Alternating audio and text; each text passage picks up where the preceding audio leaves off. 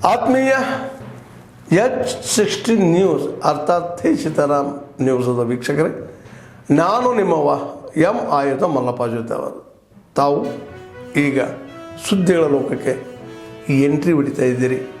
ಈ ಸುದ್ದಿಗಳನ್ನು ಪ್ರತಿಯೊಂದು ನೋಡೋ ಜೊತೆಗೆ ನಿಮ್ಮ ಅಭಿಪ್ರಾಯಗಳನ್ನು ಹಂಚ್ತಾ ಇರಿ. ಯಾಕಂದರೆ ಈ ಸುದ್ದಿಗಳು ನಿಮಗಾಗಿ, ನಿಮ್ಮ ಬದುಕಿಗಾಗಿ, ನಿಮ್ಮ ವೈಚಾರಿಕೆಗಾಗಿ, ನಿಮ್ಮ ತಿಳುವಳಿಕೆಗಾಗಿಯೂ ನಿಮಗೂ ಗೊತ್ತು. ಜೊತೆಗೆ ನಮಗೂ ನಿಮ್ಮೊಂದಿಗೆ ಇದೊಂದು ಮಾತಾಡುವಂಥ ಜೊತೆಗೆ ಸುದ್ದಿಗಳನ್ನು ಬಿಡುವಂಥ ಕೆಲಸ. ಈ ಕೆಲಸದಲ್ಲಿ ನಾವು ನಿಮ್ಮೊಂದಿಗಿದ್ದೀವಿ ಅಂತ ಹೇಳ್ತಾ ನೋಡ್ತಾ ಇರಿ ಈ ಸುದ್ದಿಗಳನ್ನು. ಒಬ್ಬರಿಗಾದ್ರೂ ಸಚಿವ ಸ್ಥಾನ ಕೊಡಲಿ ಅಂತ, ಅದರಲ್ಲೂ ನಮ್ಮ ಒತ್ತಾಯ ಏನಂದ್ರೆ ಪ್ರವರ್ಗ ಡಿ ಶ್ರೀನಿವಾಸ ರಾಜ್ಯಾಧ್ಯಕ್ಷರಲ್ಲ ಅವ್ರಿಗೆ ಕೊಡ್ಲಿ ಅನ್ನೋದೇ ನಮ್ಮ ಒತ್ತಾಯ ಸರ್. ಪ್ರವರ್ಗ ವತಿಯಿಂದ ಯಾಕಂದ್ರೆ ಎಲ್ಲಾ ರಾಜ್ಯ ತುಂಬಾ ಸಂಘಟನೆ ಮಾಡಿದರೆ, ವಿದ್ಯಾರ್ಥಿಗಳ ಕಷ್ಟಗಳು ಗೊತ್ತಿದೆ, ಜನಗಳು ಕಷ್ಟ ಗೊತ್ತಿದೆ ಅವರಿಗೆ. ಸೊ ಹಾಗಾಗಿ ನಿಮ್ಗಳ ಮುಖಾಂತರ ಅವ್ರಿಗೆ ಒತ್ತಾಯ ಮಾಡೋದಂದ್ರೆ ಸರ್ಕಾರಕ್ಕೆ ಈ ಸರಿನಾದ್ರೂ ಅವ್ರಿಗೆ ಒಬ್ಬರಿಗಾದ್ರೂ ಸಚಿವ ಸ್ಥಾನ ಕೊಡ್ರಿ, ನಮ್ಮ ಕುಂದುಕೊರತೆ ಹೇಳ್ಕೊಳಕ್ಕೆ ಒಂದು ಅನುಕೂಲ ಆಗ್ತೈತಿ.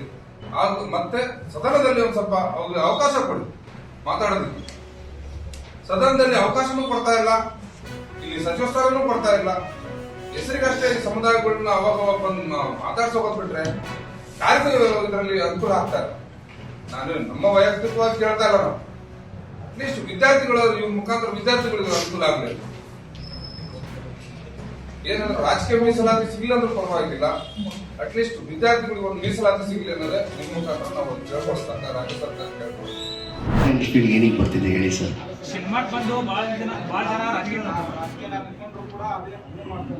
ಸರಿ ಆಯಿತು, ಈಗ ಸಿನಿಮಾ ಫೀಲ್ಡ್ ಬಂದು ಮುಖ ಪರಿಚಯ ಮಾಡ್ಕೊಂಡು ರಾಜಕೀಯ ಕಡೆ ಹೋದು ಒಂದು ಉದ್ದಾರ ತೋರಿಸಿ ಸರ್, ಅದು ಯಾರಾಗಿದ್ದಾರೆ ಅಂತೇಳಿ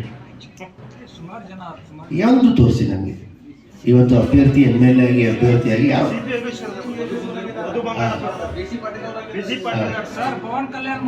ಅಲ್ಲ, ಅದು ಹಳೇದು ಬೇಡ ಸರ್, ನನಗೆ ಇವಾಗ ಬಗ್ಗೆ ಕೇಳ್ತದೆ. ಬಟ್ ನನಗೆ ಇಂಟ್ರೆಸ್ಟ್ ಇಲ್ಲ ಸರ್. ನನಗೆ ನಾನು ನಮ್ಮ ಭಾಷೆ ಕೇಳಿದ್ರೆ ನೀವು ಬೇರೆ ಭಾಷೆ ಗೊತ್ತಿಲ್ಲ ಸರ್. ಬಟ್ ನನಗೆ ಇಂಟ್ರೆಸ್ಟ್ ಇಲ್ಲ ಸರ್. ನನಗೆ ಪರ್ಸ್ನಲಿ ನಾನು ಚಿಕ್ಕ ವಯಸ್ಸಿಂದನೂ ಕಲಾವಿದ ಆಗಬೇಕು ಅನ್ನೋ ನನಗೆ ಆಸೆ ಇತ್ತು. ಸೊ ಅದಕ್ಕೆ ಈ ಫೀಲ್ಡ್ ಆಯ್ಕೆ ಮಾಡ್ಕೊಳ್ತೀನಿ. ರಾಜಕೀಯ ನನಗೆ ಯಾವತ್ತೂ ಅದು ನನಗೊಂದು ಇದು ಕೊಟ್ಟಿಲ್ಲ. ನನಗೆ ಅಂದರೆ ಒಂದು ಇಲ್ಲ ಸರ್.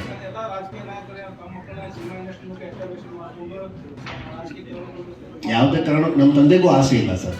ನಮ್ಮ ತಂದೆಗೂ ಆಸೆ ಇಲ್ಲ ನಾನು ರಾಜಕೀಯಕ್ಕೆ ಬರಬೇಕು ಅಂತ ಹೇಳಿ. ಸಿನಿಮಾ ಫೀಲ್ಡ್ ಬಂದಿದ್ದೀನಿ ಅಂತ ಅಲ್ಲ, ಅವ್ರಿಗೆ ಮೊದಲಿಂದನೂ ನೀನು ರಾಜಕೀಯ ಅಂತೂ ಯಾವುದೇ ಕಾರಣಕ್ಕೆ ಬರಬೇಡಪ್ಪ, ನನಗೆ ಇದು ಲಾಸ್ಟ್ ಕೊನೆ ಫುಲ್ ಸ್ಟಾಪ್ ಸಾಕು, ನೀನು ಆರಾಮಾಗಿ ಬಿಸ್ನೆಸ್ ಮಾಡ್ಕೊಂಡು ಚೆನ್ನಾಗಿರು ಅಂತ ಹೇಳಿ.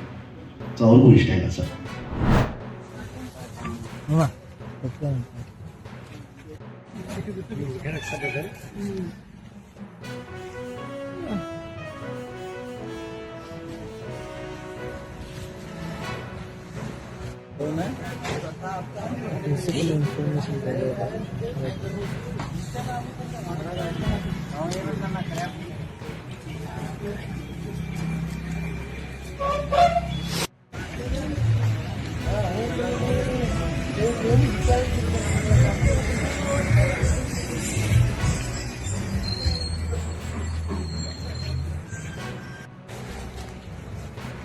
ಅದೇ 6 ಗಂಟೆಯಿಂದ 8 ಗಂಟೆ ತನಕ STI ಅಂತ ಇರ್ತದೆ ನಮ್ಮಲ್ಲಿ, ಸ್ಟಡಿ ಟೈಮ್ ಇನ್ಚಾರ್ಜ್ ಅಂತೇಳಿ.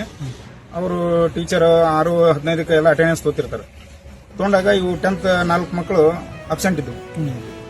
ನನಗೆ ರಿಪೋರ್ಟ್ ಮಾಡೋಣ. ನಾನು ಹೇಳಿದೆ ಆಯ್ತು ರೀ, ಅವ್ರ ಪೇರೆಂಟ್ಸ್ ಗ್ರೂಪಿಗೆ ಹಾಕ್ರಿ, ನೋಡೋಣ ಇಲ್ಲಿ ಎಲ್ಲರೂ ಇರ್ಬೋದು ಅಥವಾ ಮನೆಗೆ ಹೋಗ್ಯಾವ ನಾವು ಅಂತ ಹೇಳಿದ್ರೆ, ಇಲ್ಲ ರೀ ಇಲ್ಲಿ ಹಾಸ್ಟೆಲ್ನಾಗ ಅದಾವ ಅಂತ ಬಂದು ಹೇಳಿದ್ರು. ಅವರು ಹೇಳಿದಾಗ ಆ ಮಕ್ಕಳು ಬರೀ ಕ್ಲಾಸಿಗೆ ಅಂತ ಕರೆದ್ರೆ ಒಂದು 15-20 ನಿಮಿಷ ರೆಡಿಯಾಗಿ ನೋಟ್ಬುಕ್ ಅದೆಲ್ಲ ಬರ್ತೀವಿ ಅಂತ ಹೇಳಿ ತಿಳ್ಕೊಂಡು ಬೇರೆ ಮಕ್ಕಳಿಗೆ ಹೇಳಿ ಕಳಿಸೋರು. ಆಯ್ತು ಬರ್ತಾರೆ ಅಂತ ಹೇಳಿ ತಿಳ್ಕೊಂಡು ಇವ್ರು ಕ್ಲಾಸ್ ಒಂದೇ ಎಲ್ಲ ಸ್ಟಡಿ ಮಾಡ್ಕೊಂಡಿರ್ತಾರೆ. 15-20 ನಿಮಿಷ ಹೋದ್ರೂ ಬರಲಿಲ್ಲ ಅವರು. ಯಾಕೋ ಬರಲಿಲ್ಲ, ಮತ್ತೆ ಲೇಟ್ ಆಗಿದ್ದು. ಬೇರೆ ಮಕ್ಕಳಿಗೆ ಹೋದಾಗ ಇಲ್ರಿ ಮಿಸ್ ಅಂತ ಹೇಳಿ ತಿಳ್ಕೊಂಡು ಅವ್ರಿಗೆ ನಮ್ಮ ಲೇಡೀಸ್ ಟೀಚರಿಗೆ ಬಂದು ರಿಪೋರ್ಟ್ ಮಾಡಿದ್ರು. ಅವರು ಇಲ್ಲ ನೋಡಿ ನಮ್ಮಂತ ತಿಳ್ಕೊಂಡು ಅವರು ಮತ್ತೆ ನಮ್ಮ ಸ್ಟಾಫ್ನವರು ಕೂಡಿ ಮತ್ತೆ ಎಲ್ಲ ಕಡೆ ಹುಡುಕಾಡಿ ಮಾಡಿದ್ರು ಕೂಡ ಎಲ್ಲಿ ಸಿಗಲಿಲ್ಲ. ಅವಾಗ ನಾವು ಏನಂದ್ರೆ ಹೊಳ್ಳಿ ಪೇರೆಂಟ್ಸ್ಗೆ ಫೋನ್ ಮಾಡಿದೆವು. ಫೋನ್ ಮಾಡಿದಾನ ಇಲ್ರಿ ಮನೆಗೆ ಬಂದವೆ ನೋಡ್ರಿ ಮಕ್ಕಳು ಅಂತ ಹೇಳಿದ್ರು. ಇಲ್ಲ ರೀ ಮನೆಯೂ ಬಂದಿಲ್ಲ ಅಂತ ಕೆಲವು ಪಾಲಕರು ಅಂದರು. ಅಂದ ತಕ್ಷಣ ನಾವೆಲ್ಲ ಕಡೆ ಹುಡುಕಾಡಿದೆವು. ಮತ್ತು ಇಲ್ಲಿ ಬಸ್ ಸ್ಟ್ಯಾಂಡು, ರೈಲ್ವೆ ಸ್ಟೇಷನು, ಆ ಕಡೆ ಈ ಕಡೆ ನಮ್ಮ ಸೆಕ್ಯೂರಿಟಿ ಇದ್ದವರೆಲ್ಲ.